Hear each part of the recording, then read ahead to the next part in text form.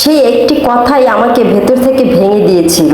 কথায় বলে ছুরির আঘাত একদিন শুকিয়ে যায়, কিন্তু কিছু কথা আছে যা বছরের পর বছর বুকের ভেতর রক্ত ঝরায়। আমার জীবনও এমন একটা কথা ছিল, যে কথাটা শোনার পর আমি আর আগের মানুষটা থাকিনি। সেদিন বিকেলে সব কাজ শেষ করে একটু বসেছিলাম।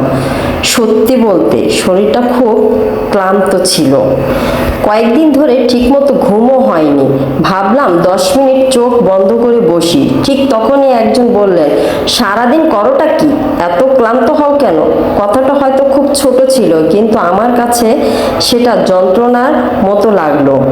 আমি উত্তর দেইনি, শুধু মনে মনে ভাবছিলাম যে মানুষটা ভোর থেকে রাত পর্যন্ত সংসার প্রতিটা মানুষের কথা ভেবে ছুটে বেড়ায়, তার পরিশ্রমটা কি সত্যিই অদৃশ্য। আমি সেদিন প্রথম বুঝলাম, অনেক সময় মানুষ কাজ দেখে না, শুধু ভুলটাই দেখে। আমি কারো উপর রাগ করিনি, কারণ রাগের চেয়ে কষ্টটা অনেক বড় ছিল। সেদিন রাতে সবাই ঘুমিয়ে পড়ার পর আমি রান্নাঘরে গেলাম।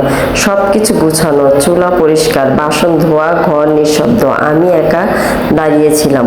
হঠাৎ মনে হলো, এই ঘরটা কত সুন্দর, কিন্তু এই ঘরটাকে সুন্দর রাখতে গিয়ে আমি নিজের ভিতরের ঘরটাই এলোমেলো করে ফেলেছি। সেদিন আমি কাঁদিনি, কারণ চোখের পানি শেষ হয়ে গেলে মানুষ আর কাঁদতে পারে না, সে শুধু চুপ হয়ে যায়। সেই নীরবতাই আমাকে একটা বড় শিক্ষা দিয়েছিল। সবাইকে খুশি রাখার চেষ্টা করতে গিয়ে যদি নিজের শান্তিটাই হারিয়ে ফেলি, তাহলে সেই চেষ্টার মূল্য কি? পরের দিন ক্ষেত থেকে আমি ছোট ছোট কিছু পরিবর্তন আনলাম। সময় মতো খেতে শুরু করলাম, ক্লান্ত লাগলে একটু বিশ্রাম নিলাম, নিজের জন্য কিছু সময় রাখতাম। অবাক হয়ে দেখলাম, আমি বদলানোর পর কিছু মানুষ বলল আগের মতো নেই। আমি শুধু মনে মনে হাসলাম, কারণ আগের মতো থাকতে থাকতে আমি নিজেকেই হারিয়ে ফেলেছিলাম। এখন আমি কারো বিরুদ্ধে নই, আমি শুধু নিজের পক্ষে দাঁড়াতে শিখেছি। আর বিশ্বাস করুন, যেদিন একজন মানুষ নিজের সম্মানকে গুরুত্ব দিতে শেখে, সেদিন থেকেই তার জীবনে নতুন শুরু হয়। কিন্তু গল্প এখানেই শেষ নয়। এরপর এমন একটি ঘটনা ঘটেছিল যেটা আমাকে শিখিয়েছিল, ভালোবাসা কখনো ভিক্ষা করে পাওয়া যায় না, আর সম্মানও জোর করে আদায় করা যায় না।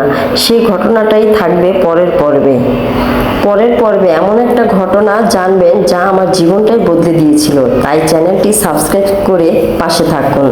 ধন্যবাদ সবাইকে।